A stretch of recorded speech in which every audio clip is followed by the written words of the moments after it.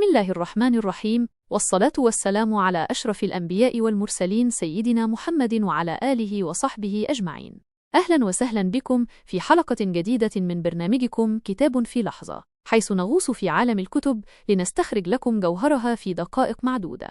اليوم سنتحدث عن كتاب فريد من نوعه، يجمع بين الأدب والفلسفة والتاريخ، عنوانه كتاب عجيب. هذا الكتاب هو أحد إبداعات الكاتب فواز محمد باقر، الذي يقدم لنا رؤية جديدة للعالم ويستخلص منها دروسا وعبرا قيمة. وقبل أن نبدأ، لدينا سؤال لكم في نهاية هذا الفيديو عن معلومة محددة سنذكرها خلال الشرح. ابقوا معنا حتى النهاية لتكتشفوا السؤال. كتاب عجيب هو كتاب يتناول العديد من المواضيع والقضايا الفكرية والثقافية، مثل الوجود والمعنى والجمال والحب والموت.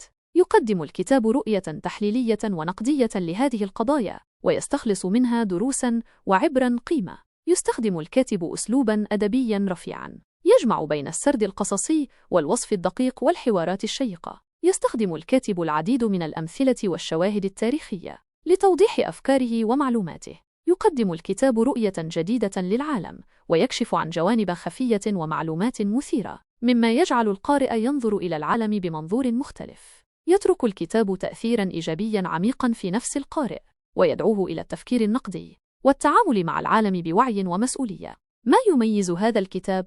يتميز الكاتب بأسلوبه العميق والمؤثر، الذي يخاطب العقل والوجدان، ويجعل القارئ يتفاعل مع الأفكار والمعاني. يستخدم الكاتب لغة عربية فصيحة مع لمسة عصرية، تجعل الكتاب سهلاً للفهم وممتعاً للقراءة. يستخدم الكاتب العديد من الأمثلة والشواهد التاريخية لتوضيح أفكاره ومعلوماته. يقدم الكتاب رؤية جديدة للعالم، ويكشف عن جوانب خفية ومعلومات مثيرة، مما يجعل القارئ ينظر إلى العالم بمنظور مختلف. يترك الكتاب تأثيراً إيجابياً عميقاً في نفس القارئ، ويدعوه إلى التفكير النقدي والتعامل مع العالم بوعي ومسؤولية. يجمع الكتاب بين الأدب والفلسفة والتاريخ، مما يجعله كتاباً فريداً من نوعه. يستخدم الكاتب أسلوباً أدبياً رفيعاً، يجمع بين السرد القصصي والوصف الدقيق والحوارات الشيقة. يتناول الكتاب العديد من المواضيع والقضايا الفكرية والثقافية، مثل الوجود والمعنى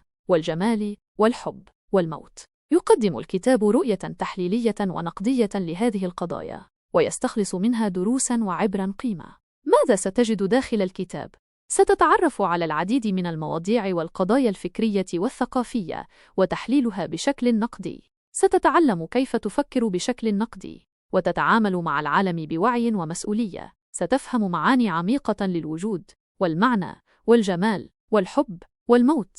ستكتشف جوانب خفية من شخصيتك وكيف يمكنك تطويرها. ستستمتع بأسلوب الكاتب المميز الذي يجمع بين الأدب والفلسفة والتاريخ. ستتعرف على العديد من الأمثلة والشواهد التاريخية التي توضح أفكار ومعلومات الكتاب. ستتعلم كيف تتعامل مع العالم بمنظور مختلف، وكيف ترى الجمال في كل شيء. ستشعر بالحماس والدافعية، وستتعلم كيف تعمل بجد واجتهاد وتحقق أحلامك.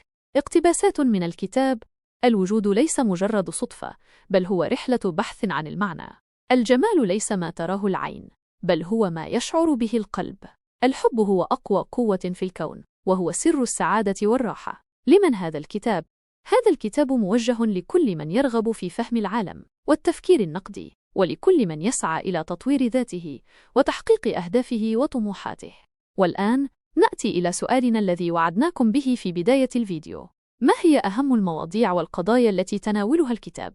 شاركونا إجاباتكم في التعليقات، ولا تنسوا تضغطوا زر اللايك والاشتراك في القناة عشان توصلكم حلقاتنا الجديدة أول بأول، وتفعلوا زر الجرس كمان. وقبل ما نختم الحلقة، حابين نشكر مصمم الفيديو زياد أشرف على مجهوده الرائع. في الختام، كتاب عجيب هو كتاب يستحق القراءة، يقدم لنا رؤية جديدة للعالم، ويكشف عن جوانب خفية ومعلومات مثيرة. إنه كتاب عن التفكير النقدي والوعي والمسؤولية والجمال والحب والموت.